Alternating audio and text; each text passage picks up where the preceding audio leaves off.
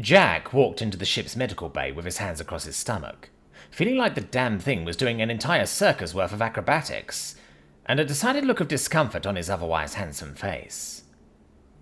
The Jalkek doctor, who looked a bit like a mythical Naga with a serpentine lower body and humanoid upper body covered in fine scales, must have thought Jack was pissed or something, because he recoiled in terror briefly before composing himself and straightening. "How can I help you?" he asked Jack smoothly, trying to hide his initial discomfort. Jack didn't hold it against him. Despite first contact happening almost 25 years ago, he knew most species in the galaxy regarded humans with more than a little trepidation.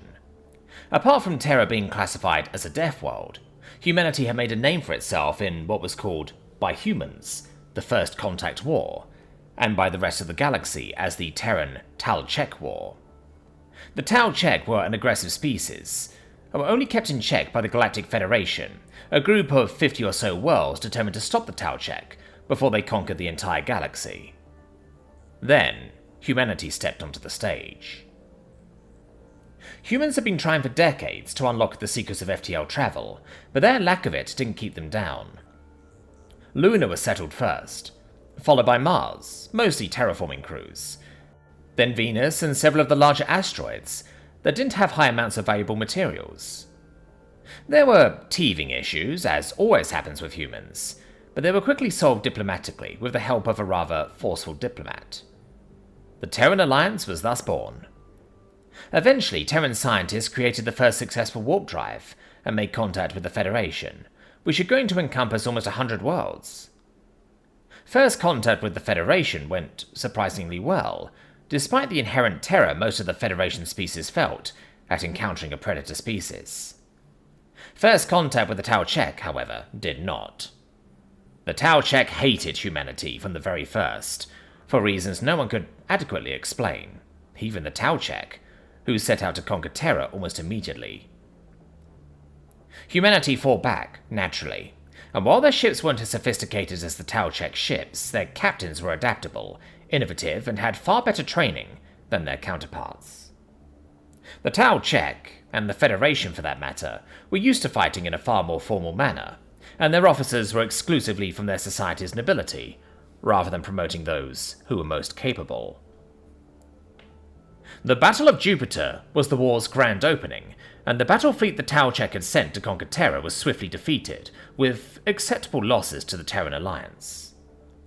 Most of the enemy's ships were destroyed, but more than a few were captured, and while some were sent to the tech geeks, who were salivating at the chance to study them, most were retrofitted for human use, and turned against their builders. The Federation offered assistance at first, which humanity gladly accepted, but after witnessing humanity's ferocity and determination in battle, which the Federation ambassadors called insanity, they eventually withdrew their support. The human ambassador had just shrugged, told them that humanity didn't really need their assistance anymore, and went on to discuss a new trade deal, as though nothing had happened. This disconcerted the Federation ambassadors a lot. They were disconcerted even more when, after just over a year of fighting, humanity conquered the Tal-Chek Empire in its entirety. Rather than exterminate the whole race as the Federation had feared, humanity integrated them into its own alliance and now controlled a vast swath of territory, and a military that dwarfed even the Federation. Not only that, but they had gained a reputation as fierce, if insane, fighters. Jack himself was about 6'2", with piercing green eyes, shockingly red hair cut in the traditional military manner, and, unusually for a ginger, nicely tanned skin. The rolled-up sleeves of his uniform jacket were stretched tight over his biceps, and looked as though they might rip with the slightest movement of his arms. He knew he intimidated most people, and most aliens found any human intimidating, so he paid the doctor's reaction no mind. "I was actually looking for Dr. Rodriguez," Jack replied, referring to the human doctor who was part of his squad, and had come on board with them when they had agreed to be security for this trip. The doctor, whose name was Chow, Jack remembered, looked a little disappointed, but then brightened.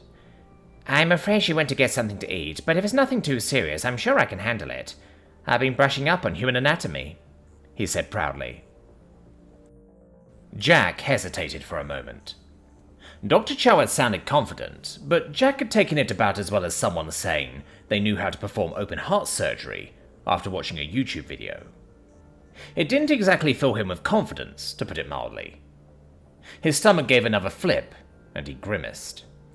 "Okay," he said at last, and shuffled over to lay on one of the biobeds, whose monitors lit up and began to display his vitals as soon as he was settled. Dr. Chow eagerly slithered over, a little too eagerly, if you'd ask Jack, and pulled out a hand scanner. As he ran the scanner up and down Jack's body, he glanced at the vitals monitors. "Your vitals look good for the most part," Dr. Chow said. "Heart rate and blood pressure are a little elevated, but I'm given to understand that is normal for humans under these conditions." "Great, Doc," Jack said dryly. He knew Chow was trying to be reassuring, but he was failing miserably, and didn't seem to recognize it. After a few more passes with the scanner, Chow looked at the screen with a puzzled expression. Chow said consideringly. Like most humans, Jack really hated when most doctors did that. "What?" Jack asked, trying not to let his alarm show. "What's Chow seemed not to hear him for a minute before he replied in what Jack was sure he thought was a reassuring tone. Jack was anything but reassured. "Tell me, what was the last thing you ate?" "A roast beef sandwich and a bag of potato chips," Jack said. More like asked, confused. "Is that a fairly normal meal for you?" "Fairly normal, yeah. What's wrong, Doc?" "I'm sure it's fine," Chow said, patting him somewhat awkwardly on the head, like Jack was some kind of pet. "I'm just going to run these results through the computer real quick. I'm not entirely sure this scanner was properly calibrated for humans." He slipped away into his office before Jack could do more than blink stupidly at him. Jack felt like he'd been hit over the head with a hammer.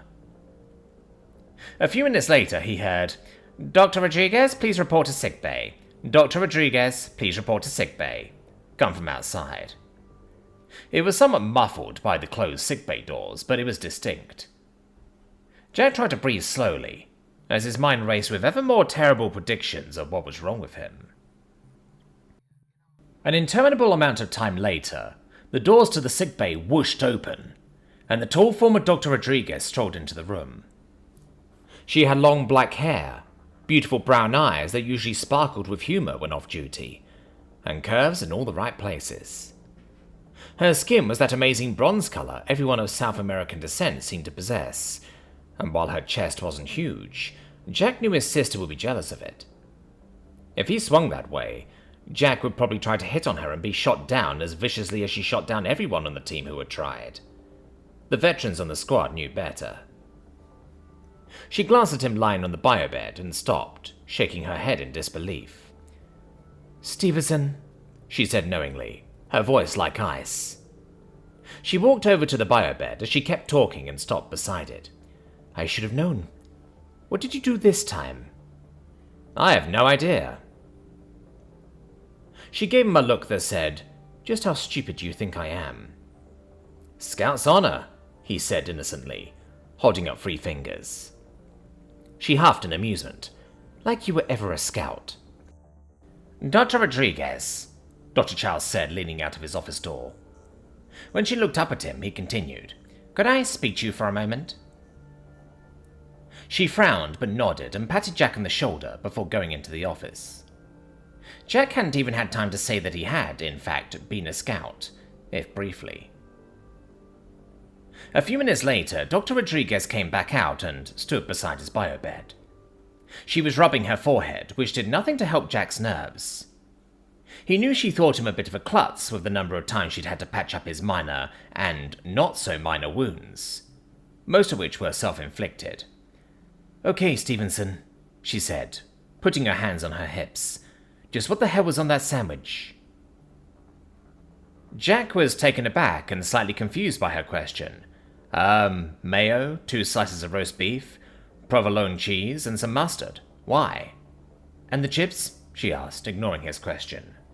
"Sour cream and onion." She stood there for a minute, thinking, then sighed. "Somehow you've picked up some kind of parasite.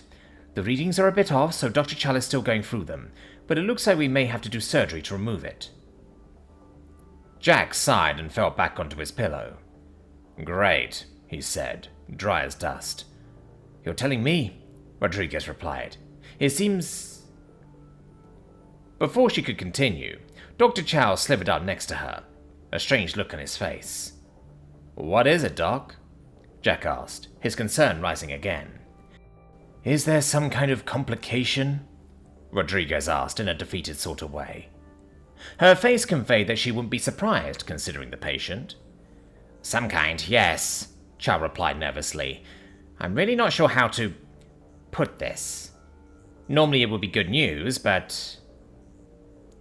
When he didn't seem inclined to continue, even with both humans staring at him expectantly, Dr. Rodriguez exclaimed, Spit it out already!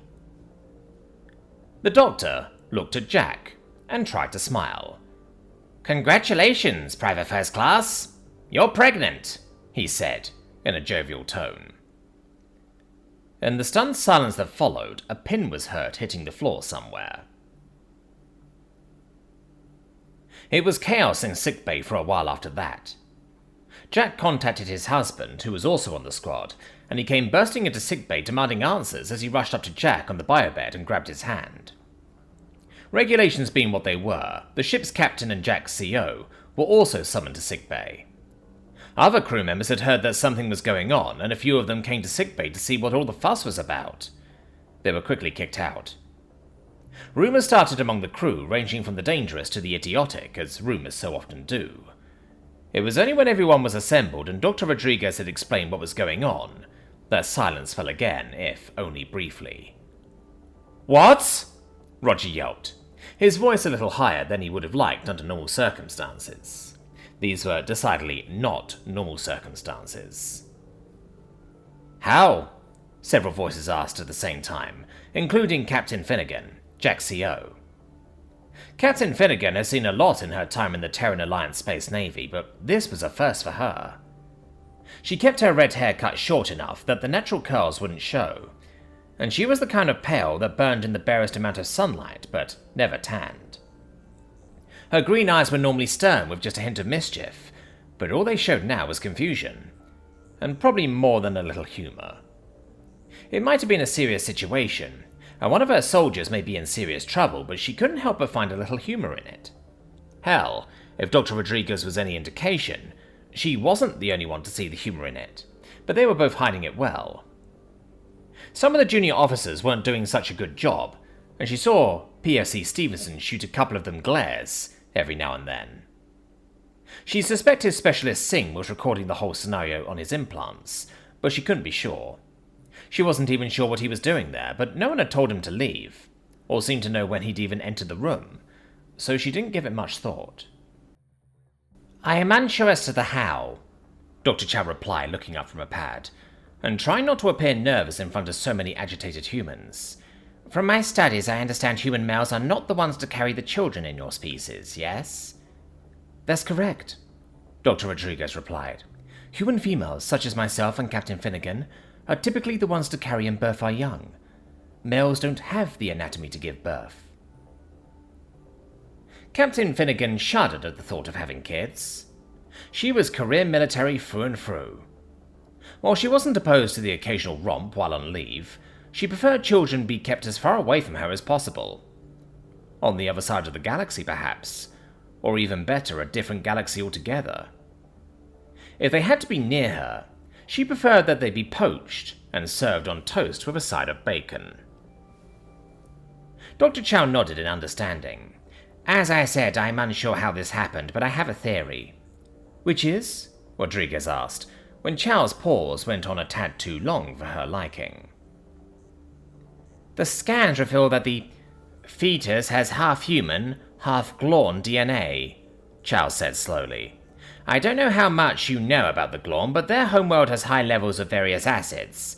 As a result, their reproductive systems involve acid, specifically hydrochloric acid. The same kind of acid as human stomach acid? Rodriguez asked somewhat incredulously.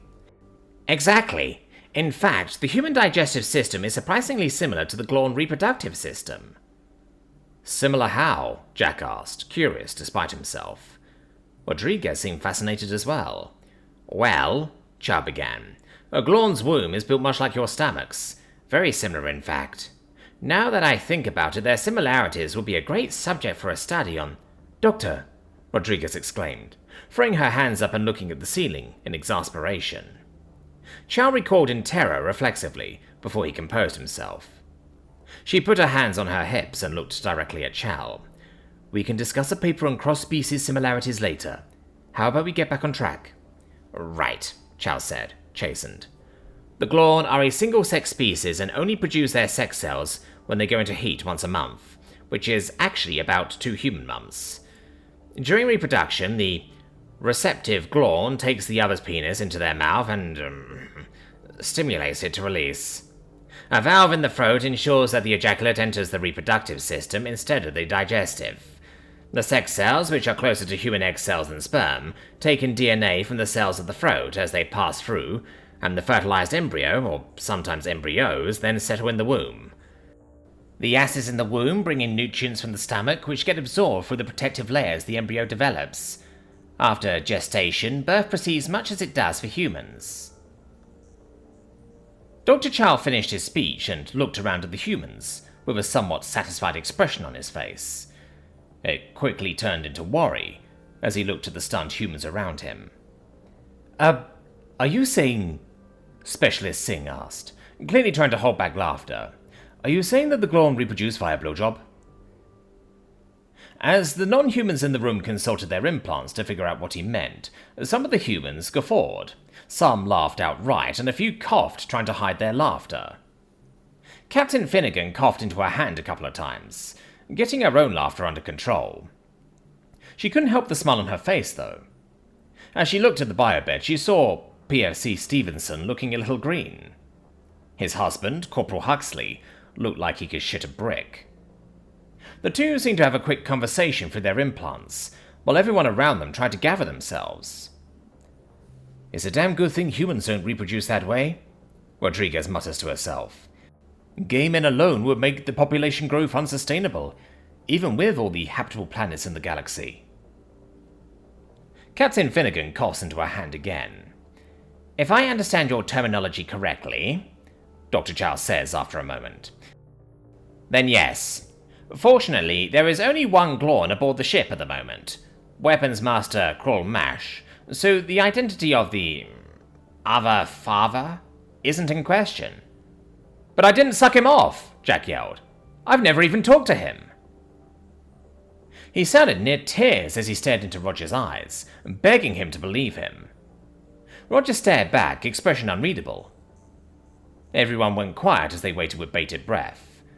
Finally, Roger let out a sigh and kissed Jack on the forehead. I believe you, he whispered to Jack. It's okay, baby. We'll figure this out.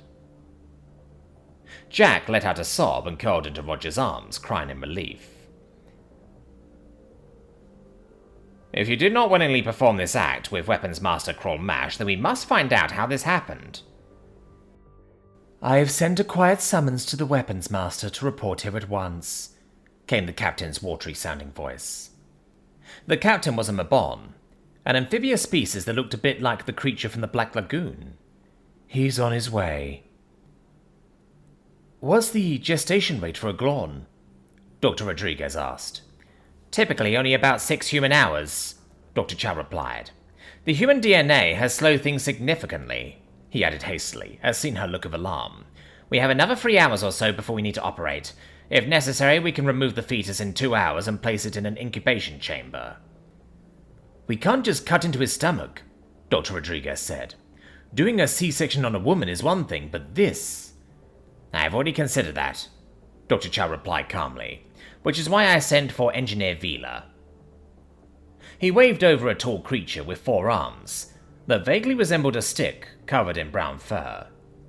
Its 4 eyes gleamed with mirth, and Dr. Rodriguez noticed a tool belt slung around where the creature's waist might be, if it had one she could discern.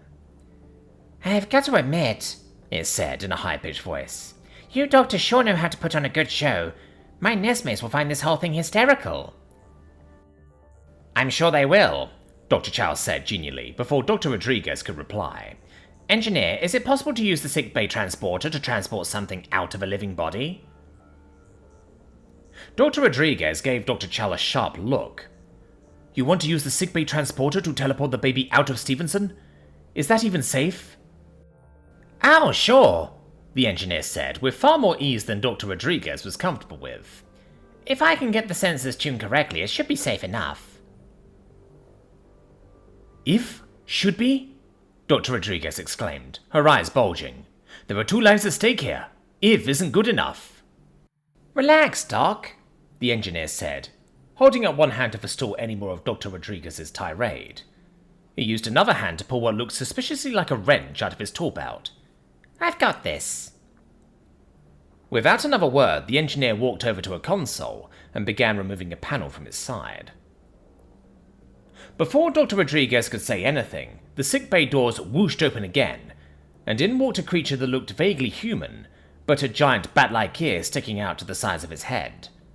Its skin was a dark brown colour, and bulged here and there with muscle. The Glorn weapons master towered over most of the others in the room.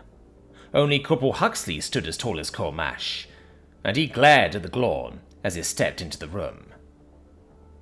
Colmash ignored him, walked up to the captain, saluted and said, Weapons Master Colmash reporting as ordered, sir. The captain returned the salute and opened his mouth to speak, but the corporal beat him to it. What the fuck have you done to my husband, you bastard? Corporal Huxley yelled at him. I don't understand, he replied, taking a step back in shock. It seems, Weapons Master, the captain replied calmly, that you have somehow impregnated young PSC Stevenson here. We are all keen to know how this has happened, especially since the PSC claims that you two have not been intimate. We haven't, Colmash said in surprise. Pregnant? Are you sure? Are you sure it's mine? His last question was almost hopeful, and the corporal's shoulders eased a bit. The DNA scans are rather conclusive, Dr. Chow answered. If you two have not been intimate, then we must figure out how this happened. You said that Glorn only produced sex cells during their heat cycles. Dr. Rodriguez asked Dr. Chow, who nodded in assent. She turned to Colmash. Which means you either just went through a heat cycle, or are in one right now. It ended yesterday, he said, nodding. Dr. Chow was storing my seed for me so my mate could use it to become pregnant upon our return to base. You missed your last appointment, as I recall, Dr. Chow said. I overheard one of the engineers talking about a problem with a freezer. I thought he was talking about the sickbay freezers. I was going to call you about it until I found the container you were using, Colmash replied, sounding puzzled. Both doctors looked at each other in bewilderment. Dr. Chow slithered over to a wall and opened a door, taking out a plastic cylindrical container that had a cone-shaped opening at the top. The clear plastic showed the yellow contents of the container clearly. There was no issue with the sickbay freezers, Dr. Chow said. I've had it here the whole time. May I see that? Dr. Rodriguez asked, a look of puzzled curiosity on her face as she held out her hand. Dr. Chow handed it over, and Rodriguez inspected it carefully. To everyone's shock, she opened the lid and took a sniff. Smells like... she began, and then stopped, a look of dawning horror washing over her face. She quickly replaced the lid before turning to Stevenson, who was watching her warily, one of Roger's arms over his shoulders. You said you put mustard on your sandwich, she asked him. He just nodded. Did it happen to be in something that looked like this? She held up the container. All the humans in the room stared at the little container, the very familiar-looking container. They had all seen one just like it before, had all used one, sometimes two before. The container in Dr. Rodriguez's hand looked very much like a plastic ketchup, or in this case, mustard container one might find in any human restaurant. Dude! Jack yelled at the top of his voice. You joked off into my mustard? Once again, the non-humans in the room consulted their implants, while the humans variously tried to stifle their laughter, or not throw up. I don't... What is mustard? Colmash asked helplessly. It's... Rodriguez starts. Not fucking important, Jack exclaims. You went into my fucking food and jerked off into it. You impregnated me, against my will, without my knowledge. You violated me. I should wring your fucking neck. He tried getting up from the bio-bed, the look on his face downright murderous, but Roger held him down, surprise clear on his face. Baby, look at me, he said, his voice calm. When Jack looked at him, Roger smiled. It's okay, I'm right here. Everything will be okay. They stared at each other for a minute, before Jack broke down again crying and Roger wrapped his arms around him. What is wrong with him? Captain Finnegan muttered to herself. Pregnant, Dr. Rodriguez whispered to her. Captain Finnegan jumped and looked at the doctor. When had she gotten so close? Then she turned back to look at Jack and noticed his swollen stomach. Right, the man was pregnant. That was going to take some getting used to. Is this normal for pregnant humans? Comash asked Dr. Rodriguez, who nodded. Pretty normal, yeah, she replied thoughtfully. For human women, anyway. Human men don't normally get pregnant. Ah, I see. So the death threats are because he's male. Ha, no. Human females will issue death threats too, usually during labor, along with threatening to cut off the male reproductive organs if they ever come near them again. Fairly standard. I see, Comash said, looking worried. What? Pregnant Glorn don't have mood swings or make threats? No, they have mood swings, as you call them, but I've never heard of one making such threats before. Probably because they don't spend 9 months carrying the kid, only to be put through agony, sometimes for days, just to give birth, Captain Finnegan snorted. 9 months? Days? Comash looked even more worried now, and he glanced at the bio-bed. Don't worry, Dr. Rodriguez told him. This pregnancy may be a little slower than what you're used to, but this baby will be here by the end of the day. She frowned. Or not. She walked up to the bio-bed and placed a gentle hand on Jack's shoulder. He looked up at her, his eyes wet and red. I'm sorry, she said kindly, but no one has asked and, well, do you even want this baby? It's not too late to abort. Jack stared at her in shock, though she didn't think it was for the suggestion. She thought it was more because he hadn't thought of it either. I could do that, couldn't I? Dr. Rodriguez shrugged. Your body, your choice. That's Terran Alliance law. Jack looked to his husband. What do you think? What are the risks? Corporal Huxley asked her. At a guess, because this is an entirely new situation, and we have zero idea about anything, I'd say probably the same as the pregnancy itself. I've been watching his vitals, and as the pregnancy develops, more and more strain is being put onto Jack's body. A body that was not designed for it. I think he may be able to carry the baby to term, but that's just a guess. Any pregnancy has its risks, and this is a whole new type of crazy. I have no idea what could happen. Roger looked back at Jack. Your choice, my love. I'll support your decision, unless it looks like I'll lose you. I won't do that. I love you too much, searched for you for too long to risk losing you. I love you too, Jack said, and the two kissed. And kissed, and kept kissing. Just when things were about to turn awkward, Dr. Rodriguez cleared her throat, and the two separated, breathing hard. So, does that mean you're keeping the baby? Dr. Rodriguez asked. Please, Weapons Master Comas said, and they all turned to face him. He wrung his hands and stared at Jack with a longing look. I realize I have no right to ask this of you, given the less than ideal circumstances, but please. My mate and I have been trying to have a child for a long time, and I would really like to start a family. Are you sure they'd be okay with a half-human child? Corporal Huxley asked seriously. It will take some explaining, Comash admitted, and probably some time to get used to the idea, but I'm sure the 4 of us can make it work. He stared at them, hopefully, and eventually Jack nodded. All right, Doc, looks like we're having a baby. But if it looks like I might, die, well, don't let that happen. Dying in combat is one thing. Dying in childbirth? My mother would never let me hear the end of it. Roger snorted. She may not let you hear the end of it anyway, not to mention your dad. Please don't, Jack said with a groan. Don't suppose there's a way we can just not tell them? Roger gave him a look, and he groaned again. You're right. I'm afraid it gets worse, PFC, Captain Finnegan said with a slight wince. I'm going to need to file a report with Alliance Command to apprise them of the situation. Alliance Medical is probably going to want to know too. It was Dr. Rodriguez's turn to groan. Fuck! They are going to want to know every single detail.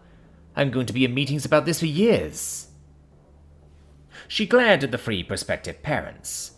The three of you are officially on my shit list, she said, before angrily turning to talk to Dr. Chow. We'd better make sure this goes smoothly. The less I have to put into this report, the better. I hate paperwork.